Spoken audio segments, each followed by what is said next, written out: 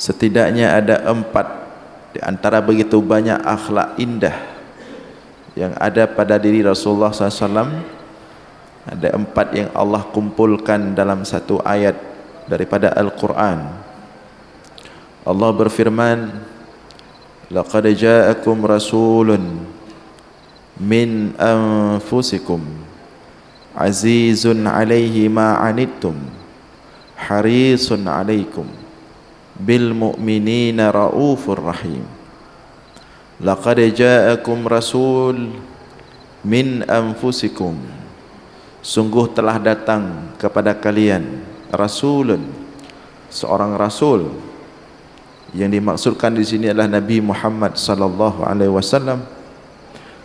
Dari mana dia datang? Min anfusikum, dari diri kalian sendiri. Apa makna dari diri kalian sendiri? Maknanya Nabi Muhammad sallallahu alaihi wasallam lahir dari manusia, datang dari kalangan manusia. Artinya dia bukan makhluk lain seperti malaikat atau yang lainnya. Jadi Allah utuskan, Allah lahirkan Nabi Muhammad sallallahu alaihi wasallam min anfusikum, dari diri manusia itu sendiri, dari jenis manusia. Dia manusia, bukan malaikat atau lain-lainnya. Sehingga tidak boleh bagi manusia kemudian berdalih, tidak mungkin kita ikut Nabi Muhammad, dia kan malaikat. Tidak mungkin kita ikut Muhammad, dia kan jenis lain, bukan manusia. Sedangkan manusia itu susah untuk bisa seperti Muhammad. Jadi tidak ada alasan untuk tidak ikut Nabi Muhammad sallallahu alaihi wasallam. Tidak ada hujjah, karena dia juga manusia, sama seperti kita manusia, yang diutuskan oleh Allah untuk menjadi contoh. Maka Allah sebutkan dalam surah Al-Kahfi pada bagian akhir, qul innama ana basyarun mithlukum.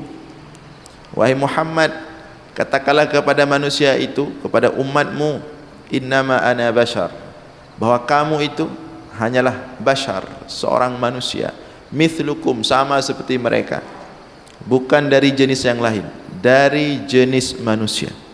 Dia sama seperti kita manusia, lahir, mati, makan, minum, bangun, istirahat, ya, berjalan, berlari, sama kehidupannya seperti manusia. Uhiya ilayya, ya. Namun yang membedakannya adalah dia diberikan wahyu oleh Allah, ditugaskan untuk memperkenalkan tauhid kepada umat manusia dan mengajarkan akhlak. Jadi itu makna laqad ja'akum rasulun min anfusikum, telah datang bagi kalian seorang rasul min anfusikum, dari diri kalian sendiri. Artinya dia manusia. Maka tidak ada alasan bagi manusia untuk tidak mengikuti Nabi Muhammad sallallahu alaihi wasallam, untuk tidak berakhlak dengan akhlak nabinya Nabi Muhammad sallallahu alaihi wasallam. Tidak ada alasan.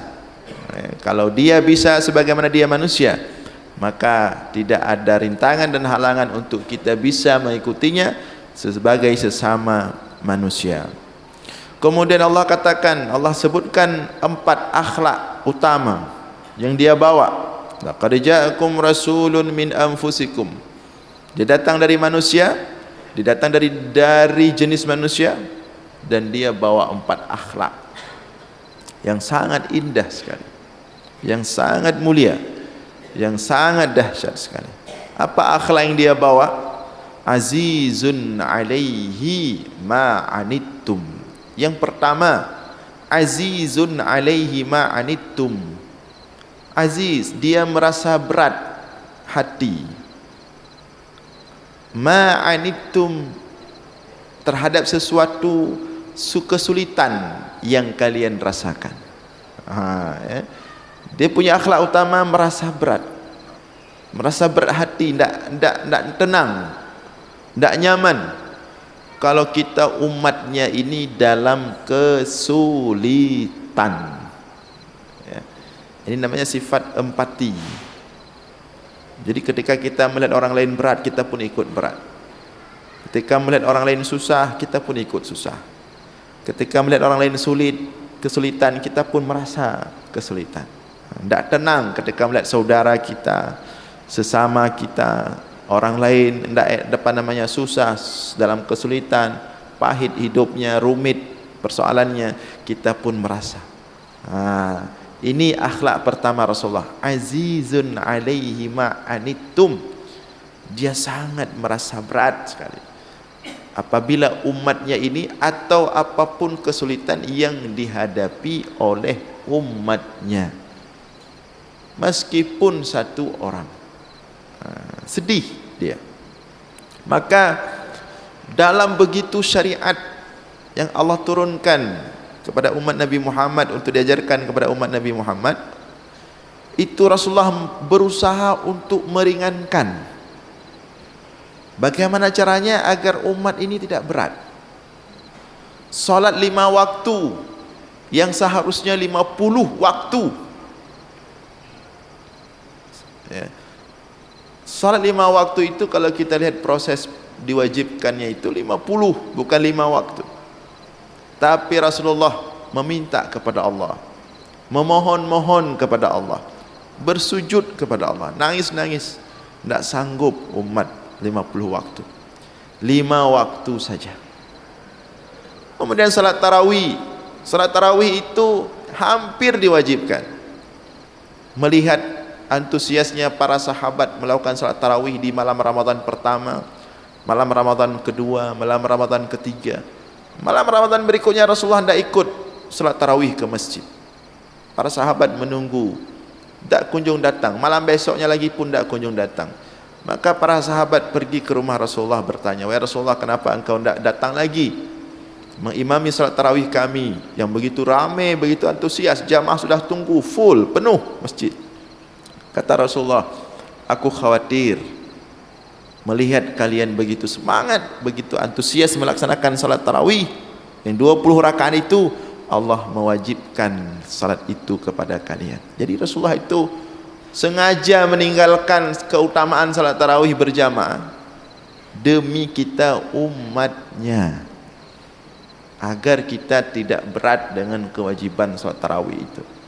Maka jadilah salat tarawih itu salat sunnah, sunnah muakkadah setiap malam-malam Ramadan di dunia sampai di hari akhirat. Menjelang wafat Rasulullah tetap, ketika datang malaikat menjemput ruh mulia Rasulullah sallallahu alaihi wasallam, Rasulullah sebelum ila rafiqil a'la, sebelum memilih untuk berjumpa dengan Allah, Rasulullah ingin memastikan dulu bagaimana umatnya nanti sepeninggal dirinya.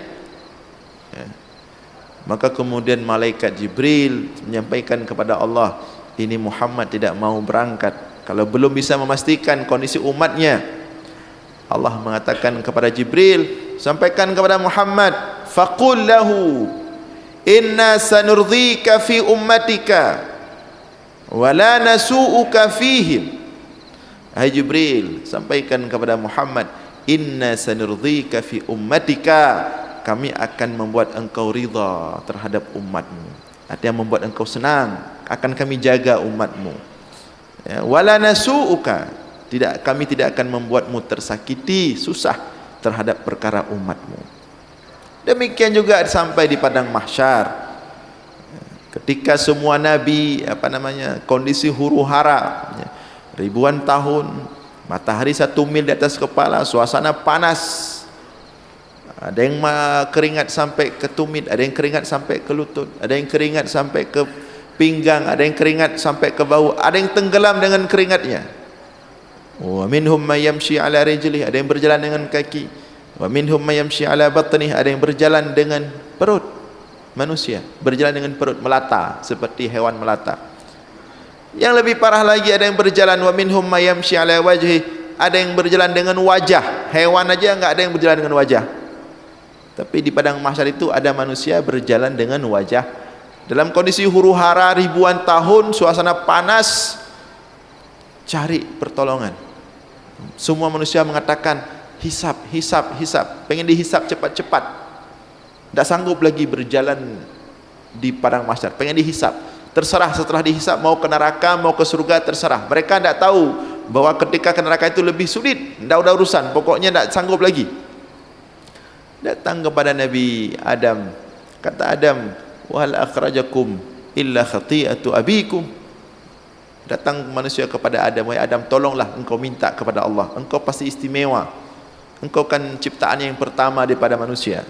Kata Nabi Adam, wahal akhrajakum minal jannati illa khati'atu abikum. Siapa yang membuat kalian dikeluarkan dari surga dulu? Aku. Mana mungkin aku berani minta sama Allah? Adam tak berani. Maka manusia ke Nabi Nuh, Nabi Nuh pun angkat tangan. Manusia ke Nabi Musa, Musa angkat tangan. Manusia ke Nabi Isa, Isa pun angkat tangan. Ke Ibrahim, Ibrahim angkat tangan. Akhirnya manusia ke Nabi Muhammad sallallahu alaihi wasallam. Datang Nabi Muhammad ke bawah arsy Allah, bersujud sambil menangis, ya, meminta agar cepat diproses hisab. Ketika itu Allah mengatakan, sal tu'ta, wahai Muhammad, bangun, mintalah apa yang kau minta, pasti akan diberikan, akan dikabulkan. Ketika itu Rasulullah meminta dihisab, maka ketika itu terhentilah huru-hara padang mahsyar dan mulailah manusia itu dihisab semuanya. Itu namanya asy-syafa'atul kubra, syafaat paling besar, paling utama, yaitu di tangan Nabi Muhammad sallallahu alaihi wasallam. Itulah yang kita minta dalam doa setiap selesai azan. Ya. Jadi Nabi Muhammad sallallahu alaihi wasallam azizun alaihi ma anittum, sangat berat sesuatu yang memberat umatnya. Kalau datang umatnya, datang suatu ketika umatnya, datang seorang sahabat Nabi, Rasulullah sedang di masjid bersama para sahabat duduk-duduk, ya. Datang seorang sahabat yang lain.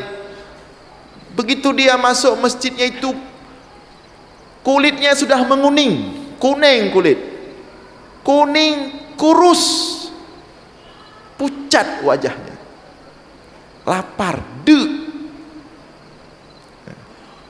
tidak makan berhari-hari. Melihat pemandangan ada sahabatnya seperti itu, merah wajah Rasulullah, memerah wajah Rasulullah, marah Rasulullah.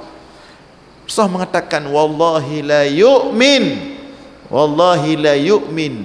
Diulangi 3 kali, wallahi la yu'min, demi Allah tidak beriman. Man kana fi baitihi syab'an wa jaruhu jau'an, tidak beriman siapapun yang dia bisa kenyang di rumahnya sedangkan dia punya tetangga kelaparan. Tidak beriman, walaupun dia salat 5 waktu ke masjid, tidak beriman, kata Rasulullah. Kalau ada saudaranya di satu kampungnya, di tempat dia tinggal, yang kelaparan, marah Rasulullah. Saya tidak bisa membayangkan seandainya Rasulullah hidup sekarang, itu pemimpin-pemimpin yang membiarkan rakyat kelaparan itu dihabisi sama Rasulullah, tidak ditinggalkan sama Rasulullah.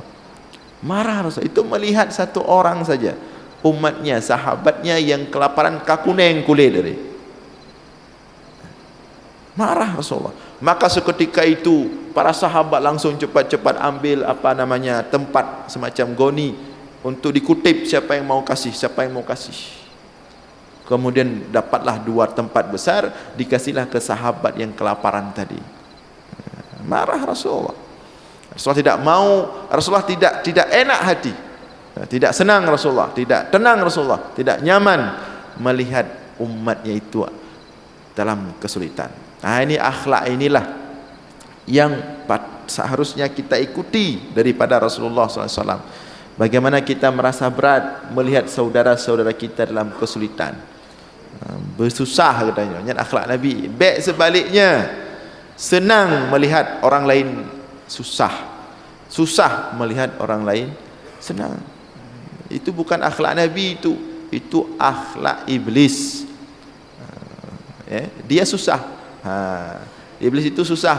Ketika Allah mengistimewakan Adam, susah dia. Susah dia. Berat tak susah iblis? Ketika Allah mengatakan inni ja'ilun fil ardi khalifah, aku ingin jadikan di muka bumi ini khalifah, pemimpin yang istimewa, yang hebat. Dia itu Adam. Susah iblis, mulai ada saingan. Setelah Allah sampaikan seperti itu, susah iblis. Dia cek siapa itu makhluk itu. Dari Allah pertama ambil tanah, suruh ambil tanah sama malaikat ke bumi dari beberapa titik, kemudian dicampur dengan air, kemudian dibuat seperti tembikar, kemudian ditaruh, sebelum ditaruh ruh. Iblis yang susah, ya cek tapi nyoso putai puayu taji. Sampai manusia itu kemudian dibuat seperti tembikar, dicetak. Ditaruh selama lebih kurang 30 tahun. Datang dia, itu belum ada ruh. Datang iblis, susah dia. Pokoknya kalau ada yang selain dia senang, dia susah. Itulah iblis, susah dia. Datang dia cek langsung, dia lihat cetakan Adam, belum masuk ruh, belum ditiup ruh. Datang iblis, masuk lewat mulut, tembus ke dubur, masuk lewat dubur, tembus ke mulut. Dia bolak-balik, dia lihat apa isi manusia ini, apa hebatnya. Susah dia, orang lain senang. Dia bolak-balik. Hana tapunago kosong. Puci ayu tak. Itu karena belum ditiupkan ruh. Sampai kemudian pada puncaknya, wa nafakhtu fihi min ruhi, Allah tiupkan ruh pada tubuh Adam. Begitu Adam hidup, yang dimulai dengan bersin, ya, maka kemudian semua malaikat diperintahkan oleh Allah untuk sujud. Disitulah murka iblis, puncak murka iblis. Susah dia kalau orang lain senang. Maka hendaklah kita ikuti akhlak Rasulullah, Rasul kita, yang susah ketika orang lain susah, senang ketika saudaranya senang, bukan sebaliknya. Akhlak iblis, senang orang lain susah, susah orang lain senang. Kemudian yang kedua, akhlak Nabi Muhammad sallallahu alaihi wasallam ayat tadi, azizun alaihi harisun alaikum. Haris, apa makna haris? Sangat ingin, harisun, sangat ingin kebaikan untuk kalian. Haris, sangat ingin hidayah itu kepada semua manusia, sangat ingin agar semua orang itu beriman, sangat ingin agar semua orang itu saleh, sangat ingin agar semua orang itu baik. Haris. Jadi kalau Rasulullah itu melihat seseorang itu, Rasulullah melihatnya dengan penuh kasih sayang, ingin dia itu saleh, ingin dia itu baik. Maka ketika ada sahabat-sahabatnya yang kurang-kurang disempurnakan oleh Rasulullah, dilihat Abdullah ibn Umar, masih kecil, hafalannya kuat. Abdullah ibn Umar ini anak Umar bin Khattab, sahabat di antara sahabat yang paling banyak yang menghafal hadis. Dilihat Abdullah bin Abbas ini baik, punya potensi, punya bakat, dipanggil, sini nak. Begitu ketemu, dipegang bahunya oleh Rasulullah, dielus-elus bahunya, kata Rasulullah, ni'ma Abdullah idza shallal lail. Kamu luar biasa, kamu akan lebih lengkap kalau kamu salat malam, tahajud. Itu Rasulullah. Dilihat ada Abdullah bin Abbas, masih kecil-kecil, pinter anaknya, hebat, punya potensi, dipanggil oleh Rasulullah, masih kecil-kecil itu, dipanggil, didekati Rasulullah, diajak ngomong, kemudian didoakan oleh Rasulullah, Allahumma faqihhu fid din wa 'allimhu ta'wil. Ya Allah, ini anak pinter, ini anak cerdas, faqihhu fid din, jadikan dia ulama, wa 'allimhu ta'wil, ajarkan dia tafsir. Maka jadilah Abdullah Ibnu Abbas sebagai imamnya ulama-ulama tafsir sepanjang masa. Hendaknya kita seperti itu, jangan sebaliknya. Melihat orang lain kelebihan, melihat ada orang yang justru kita merasa terancam, justru kita merasa tersingkirkan. Tidak, Rasulullah tidak seperti itu. Rasulullah ketika melihat orang itu haris, melihat orang pintar pengen lebih pintar, melihat orang lemah ingin dikuatkan. Harisun alaikum, pokoknya siapapun yang berjumpa, makanya siapapun yang berjumpa dengan Rasulullah semua dibuat hebat. Tidak ada orang yang jumpa Rasulullah tidak dibuat hebat semua. 100.000 lebih sahabat Nabi Yang semuanya itu penyembah patung rata-rata, pembunuh, orang yang membunuh orang lain, pedangnya tiap hari berdarah, pemabuk, membunuh anaknya hidup-hidup, anak perempuan. Tapi semuanya diubah oleh Rasulullah jadi pahlawan, jadi sejarah hidup mereka ditulis dengan tinta emas sepanjang sejarah, diubah semua oleh Rasulullah. Haris, Rasulullah ingin semua yang ada di dekatnya, umatnya di sekelilingnya itu menjadi baik. Haris, tidak ada dendam dalam diri Rasulullah, tidak ada tidak ada sifat kerengkung. Tahu sifat kerengkung? Kerengkung itu yang kalau ditambah itu dia tempatnya di Daka Nehun. Jadi kerengkung itu kalau ada kawannya naik ke atas, ditarik ke bawah, senang tarik biar dia bisa naik. Tidak ada sifat itu pada Rasulullah, dan seharusnya sifat itu tidak ada pada kita umat Nabi Muhammad sallallahu alaihi wasallam. Maka terakhir ditutup oleh dua akhlak, ya. Azizun alaihi ma'anittum harisun alaikum bil mu'minina raufun rahimun. Dua terakhir ini sangat dahsyat sekali.